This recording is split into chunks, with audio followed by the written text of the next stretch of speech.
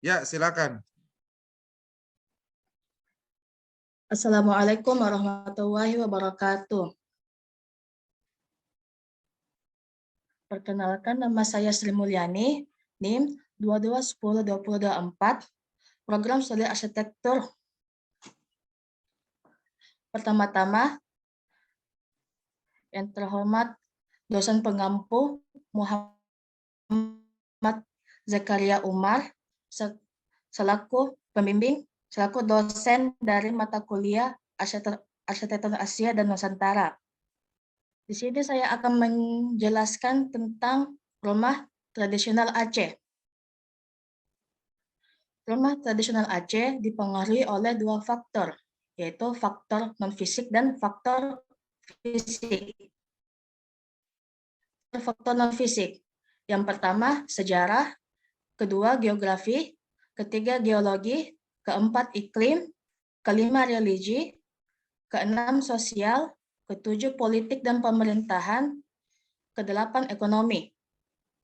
1. Sejarah. Negeri Serambi Mekah adalah julukan untuk Provinsi Nagroi Aceh Darussalam. Masyarakat suku Aceh menyebut rumah adat mereka dengan nama Rumo Aceh. Negeri Serambi Mekah disebut sebagai berikut dikarenakan pada abad ke-17 para pedagang India memperkenalkan agama Hindu dan Buddha, namun peran Aceh menonjol sejalan dengan masuk dan berkembangnya agama Islam di Aceh. Lambat laun, luas kerajaan bertambah luas yang meliputi sebagian besar pantai barat dan timur Sumatera hingga semenanjung Malaka.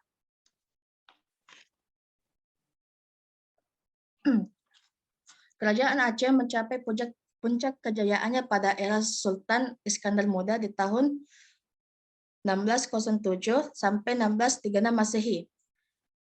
Etnik Aceh berasal dari ras Mongoloid subras Deuteromelaid, mempunyai profil jaringan lunas dan ortogati sama seperti ras kaum ASEAN. 2. Geografi.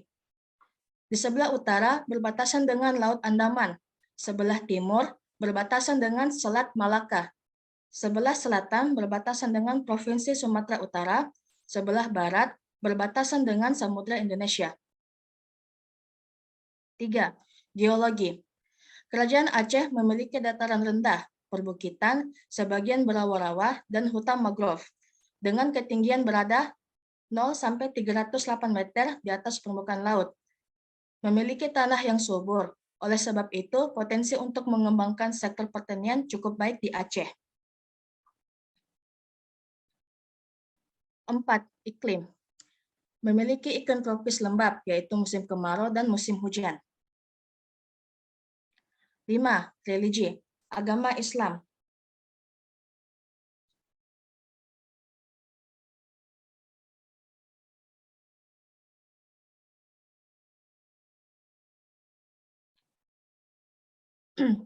Aceh adalah daerah di Indonesia yang pertama kali masuk agama Islam sehingga berhasil membentuk masyarakat Islam yang kuat dan patuh menjalankan ajaran-ajaran agama Islam hingga sekarang. Karena itu, segala tingkah laku masyarakat harus disesuaikan dengan unsur-unsur agama atau syariah Islam. 6. Sosial. Golongan hulu labang atau uli labang, yaitu golongan yang memerintah negeri. Golongan ini mula-mula juga merupakan rakyat biasa, tetapi karena mempunyai wibawa disebabkan kekayaan, keberanian, kecakapan dalam mengatur dan memimpin, maka ia diangkat menjadi kepala rakyat. 2. Golongan ulama atau golongan ahli dan pengajar agama. Golongan ini berasal dari rakyat biasa, tetapi karena ketekunannya belajar, mereka memperoleh berbagai ilmu pengetahuan. 3. Golongan saudagar, yaitu golongan orang kaya. Golongan ini pun berasal dari rakyat biasa yang mempunyai nasib lebih baik dalam usaha mereka mendapatkan kekayaan. 4. Golongan tani. Golongan ini paling banyak di wilayah Aceh. 5. Golongan terpelajar atau pegawai. 6. Golongan buruh. 7. Politik dan pemerintahan. Kehidupan politik dan pemerintahan Kerajaan Aceh dipimpin oleh seorang sultan. Sultan atau raja awal mulanya berkedudukan di Gampong Pande, namun kemudian dipindahkan ke dalam Darut Dunia atau di sekitar pendopo Gubernur Aceh sekarang. Ibu kota Kesultanan Aceh berada di Bandar Aceh Darussalam. Namun, pada tahun 1873, ibu kota dipindahkan ke Kaumala di pedalaman Pidie. 8. Ekonomi. Kehidupan ekonomi di Kerajaan Aceh bertumpu di bidang pelayaran dan perdagangan. Perekonomian Aceh tumbuh pesat sebab letaknya strategis di Selat Malaka, seperti lada, emas, minyak tanah, kapur, dan sutra. Selanjutnya, faktor-faktor fisik. Yang pertama, lokasi dan tapak. Kedua, denah. 3, tampak. 4, potongan. 5, elemen terbaik. 6, contoh bangunan yang mewakili. 7, tokoh arsitek. 8, aplikasi kekinian yang relevan. 1. Lokasi. Lokasi ini berada di ujung Sumatera, yang dimana rumah tradisional Aceh ini terletak di Jalan Sultan Mahmud Shah, nomor 10, Pioniti, Kecamatan Baitur Rahman, Kota Banda, Aceh. Tapak. Di sekitar utara dan timur terdapat pemukiman warga. Di sebelah selatan terdapat area pemakaman. Dan di sebelah barat yang sekarang di mana terdapat area perbelanjaan. Seperti yang terlihat pada gambar, denah terbagi menjadi 2 area. Yang pertama area pria, lalu kedua area wanita. Reunion merupakan tangga sebelum memasuki rumah. Seuramwe Kewe merupakan serambi depan yang dimanfaatkan untuk area mengaji, istirahat laki-laki, acara pertemuan keluarga, dan upacara lainnya. Tungai. Tungai berada di ruang tengah yang terbagi menjadi 2 kamar yang berhadapan, yaitu rumah Inoweng dan rumah Anjoeng. Rumah Inoweng dan rumah Anjoeng merupakan kamar atau induk utama yang saling berhadapan. Seuramwe Lekuet dan rumah dapur terdapat di bagian belakang tempat berkumpulnya para wanita seperti menjahit, memasak, dan kegiatan lainnya. Pada gambar terdapat jelas tampak depan, tampak kanan, tampak belakang, dan tampak kiri. Ciri-ciri dari bangunan tersebut, bentuk rumah berupa panggung, jumlah anak tangga ganjil seperti 7, 9, 11. Rumah adat Aceh memiliki atap yang terbuat dari anyaman daun lumbia. Lantainya terbuat dari papan yang tidak dipaku, hanya disebatkan begitu saja. Jumlah tiang menandakan jumlah ruangan di dalamnya. Ukuran pintu terbilang rendah, memiliki ukuran 120 sampai 150 cm.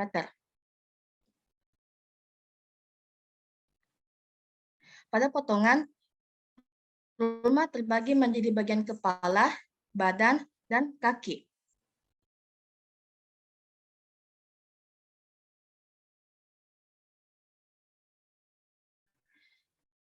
5. Elemen terbaik. Elemen terbaik pada rumah ini yaitu atap rumah yang menggunakan bahan penutupnya adalah daun lumbia. Konstruksi atapnya diikat dengan tali pengikat atap bernama Talowe Pawai. Lalu, tameh dan tim penyangga rumah merupakan salah satu elemen terbaik di rumah ini.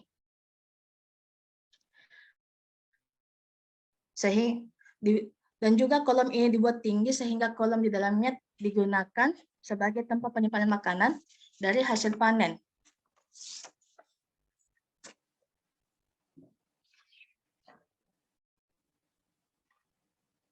Kayu yang digunakan untuk kolom dan balok dilubangi untuk membuat sambungan antara kolom dan balok. Kemudian kolom-kolom tersebut diberi alas atau tumpuan berupa batu kali. Fondasi ini hanya menempatkan kayu di atas batu tanpa menempelkan material lain, agar pada saat gempa, rumah tidak kaku dan tidak mengikuti arah gempa sehingga rumah tidak roboh dan struktur tidak rusak. 6. Contoh bangunan yang mewakili. Rumah Aceh memiliki rumah Aceh, rumah adat Sauraja memiliki kesamaan yang sama persis seperti rumah Aceh, yaitu pada bagian atap dan pada bagian bawah, yaitu kolom, yang dimana sama-sama memiliki fungsi dan juga bentuk.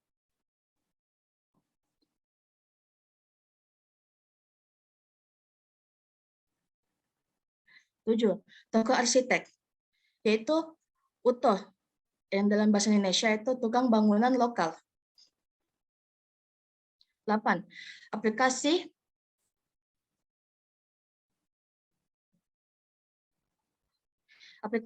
kekinian yang relevan, yang dimana saya mengambil kantor Gubernur Nagroe Aceh Darussalam yang memiliki kesamaan dari atap dan kolomnya. Lalu terdapat kantor Bupati Aceh Utara.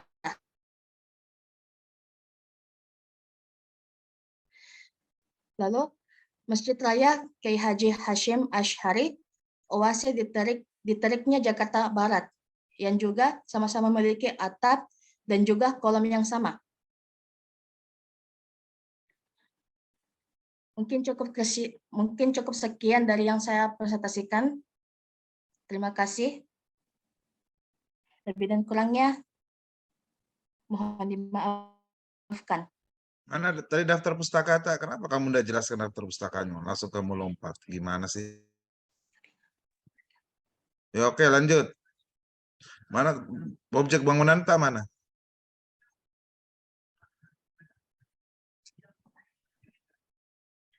Ini nih Pak. Yang rumah Aceh sendiri ada nggak yang tadi?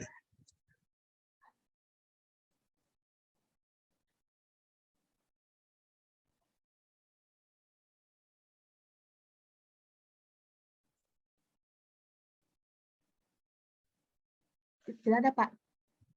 Tampak depanmu mana? Tampak depanmu. Tampaknya, tampak depan, tampak bangunanmu mana? Nah ini.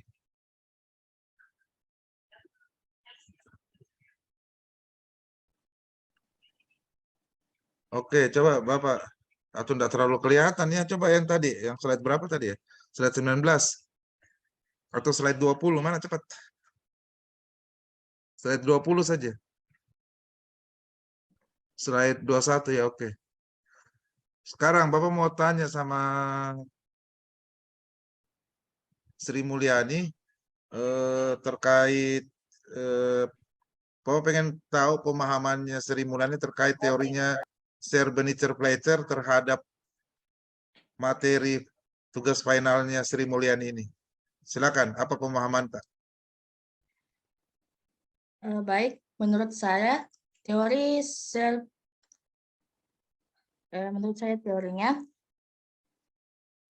jadi teorinya itu dia mengibaratkan arsitektur sebagai sebuah pohon, yang dimana pohon itu diibaratkan pada arsitektur dapat tumbuh dan berkembang seperti batang, akar, dan daun.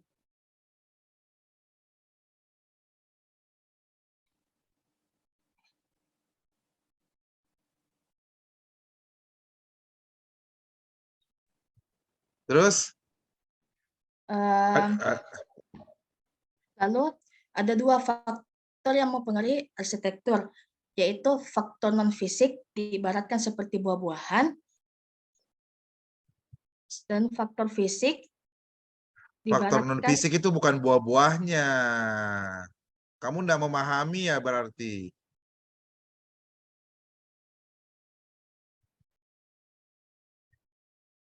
Faktor non fisiknya itu yang mana? Kok buah-buahnya?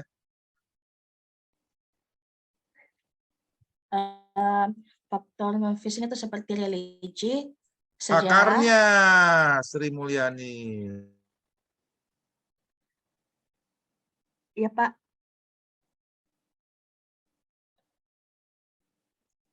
Ya, dilanjutkan cepat. faktor fisik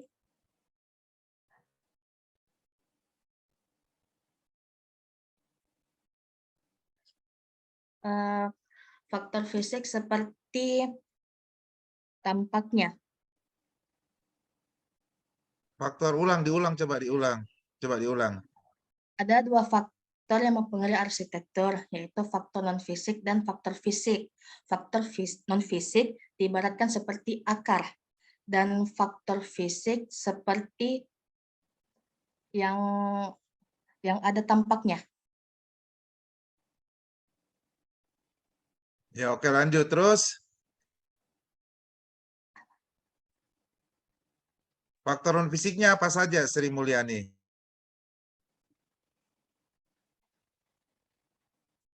Eh, faktor Sebutkan dulu faktor-faktor non fisiknya apa saja itu. Mana tadi faktor-faktor non fisikmu? Cepat, di slide berapa? faktor-faktor non-fisik itu seperti sejarah, geografi, geologi, iklim, religi, sosial, politik dan pemerintahan, dan ekonomi. Oke, sebutkan 3 faktor non fisik yang mempengaruhi objek bangunan tak. Mana objek bangunan tak tadi? Slide berapa? Yang ini, Pak. Bukan, jangan yang itu, cepat. Yang slide tadi. Slide 21, ya, cepat. Nah, faktor-faktor non fisik itu apa saja? 1, faktor apa?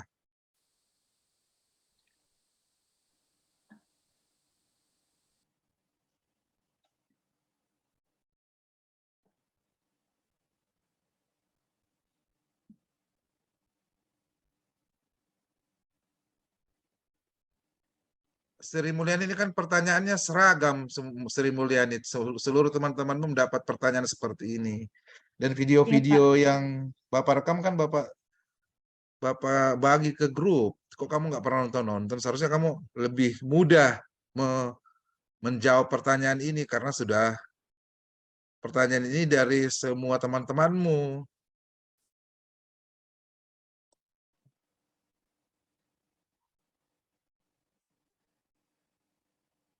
Ya, silakan Sri Mulyani. Baik. Faktor yang mempengaruhi itu iklim. Karena di wilayah Aceh terdapat iklim tropis lembab, yaitu musim kemarau dan hujan, sehingga atapnya berbentuk Mana pelana. kursormu coba? Sambil kau menjelaskan, kursormu kamu arahkan. Baik, Pak. Iklim. Bangunan ini dipengaruhi oleh iklim, dikarenakan di wilayah Aceh terdapat 2 iklim, yaitu musim kemarau dan hujan, sehingga atapnya berbentuk pelana. Selain itu, rumah ini berbentuk panggung.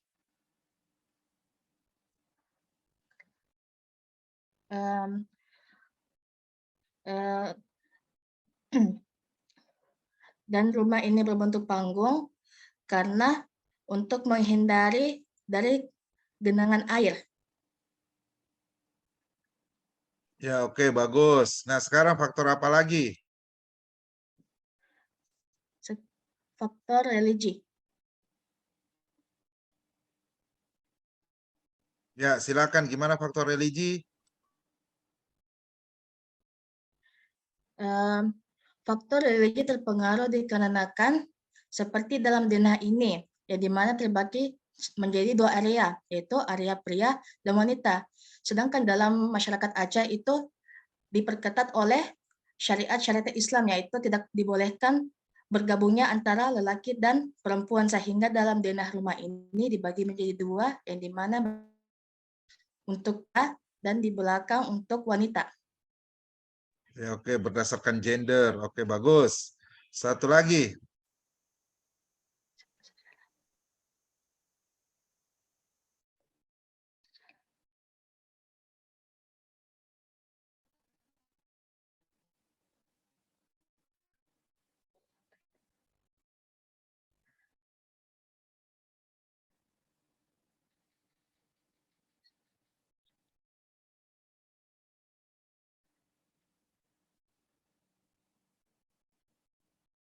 Ayo Sri, cepat.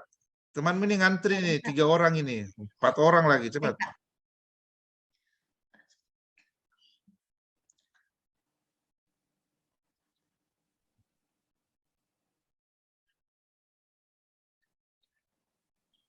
Ayo Sri.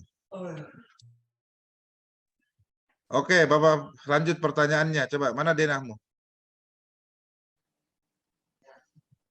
Baik, Pak. Nah, coba denahmu ini, sebutkan ciri-cirinya sesuai dengan interpretasimu. Baik, di denah terdapat teras. Eh, di denah terdapat teras.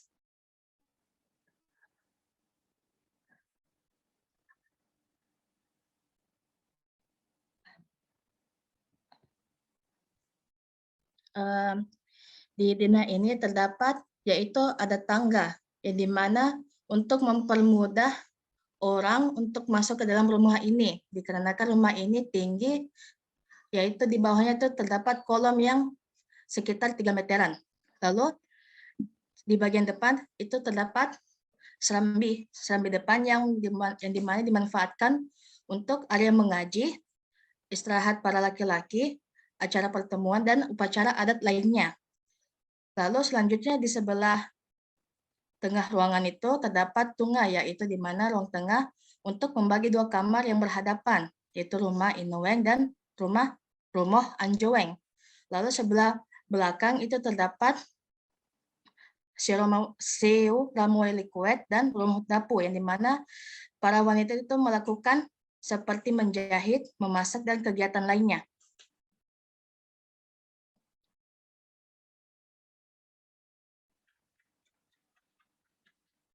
Oke, bagus, Sri ya. Mana potongannya? Oke, sebutkan ciri-ciri potongannya sesuai dengan pemahamanmu. 2 aja.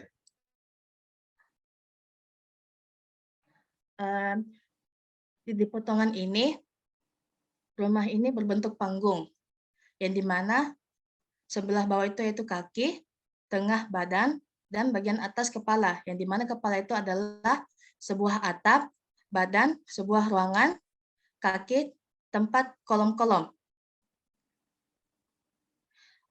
Dan juga di potongan ini, atap ini berbentuk pelana.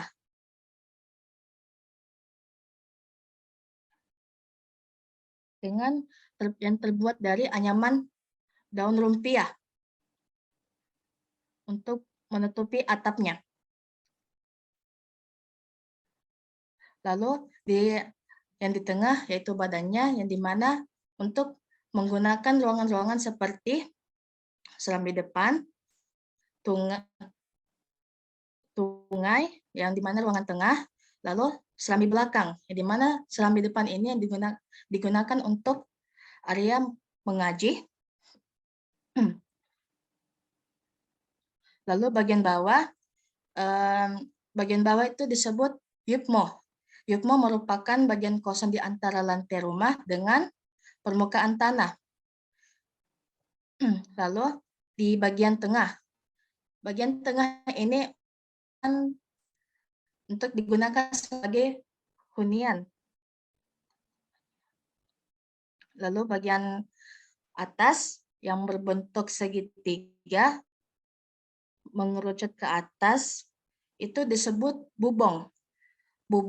Bubong yang menyatukan bagian kiri dengan bagian kanan disebut dengan perabung, yang di mana terdapat tengah-tengah ini untuk menyambungkan di antara kiri dan kanan perabung.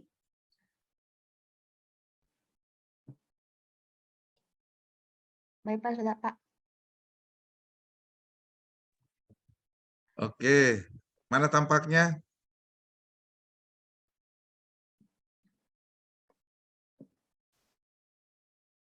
Tampak yang aneh.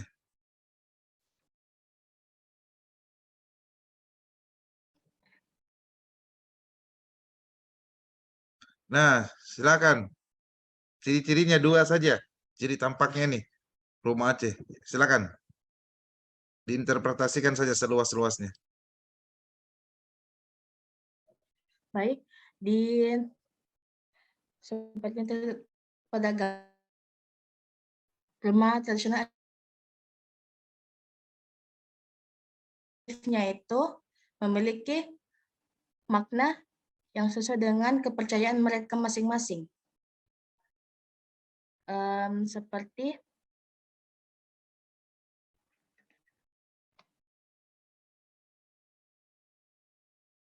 Si contoh fisiknya saja Sri, tidak usah ada maknanya coba. Bagaimana kamu lihat ini? baik, Pak. Ya, dua aja, gampang kok dua aja.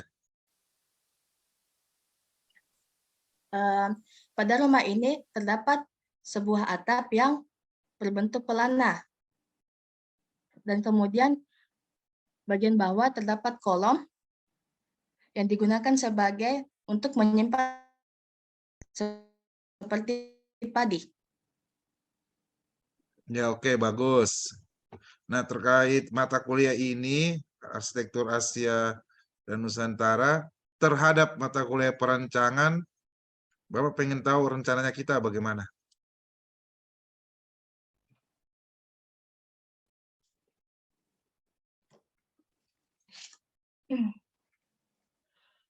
Baik, dengan ilmu pemahaman pada mata kuliah ini, kelak saya akan menerapkan dan mengadaptasi rumah tradisional serta potensi-potensi lokal pada perancangan arsitektur saya kelak. Oke, apa kesanmu terhadap mata kuliah ini? Kesan saya, pertama saya mengucapkan terima kasih kepada Bapak yang telah memberikan ilmu-ilmunya yang dimana yang sebelumnya saya tidak mengetahui, dan sekarang saya telah mengetahuinya setelah apa yang diajarkan, sehingga saya memiliki pengetahuan yang mengembangkan perancangan saya pada arsitektur nanti. Oke, terima kasih banyak Sri. Bapak lihat PowerPoint-mu bagus, cara usahamu ya, usahamu untuk mempresentasikan ini, Bapak lihat tadi bagus sekali ya. Kedepannya ditingkatkan terus pengetahuan arsitekturnya, ya, CAD-nya, SketchUp, BIM, dan hitungan RAB-nya dipermantap, ya. Jadi mungkin bisa diisi liburanmu untuk melatih CAD itu tadi, CAD, SketchUp, BIM, sama menghitung RAB ya, sehingga kapasitas arsitekturmu lebih meningkat. Ya, Sri? Baik, Pak. Alhamdulillah Sri Mulyani telah melaksanakan ujian apa nih, final test dengan bagus sekali. Ya, nanti Bapak beri nilai tinggi. Terima kasih Sri Mulyani. Assalamualaikum warahmatullahi wabarakatuh. Terima kasih banyak, Pak. Waalaikumsalam warahmatullahi wabarakatuh. Terima kasih banyak, Pak.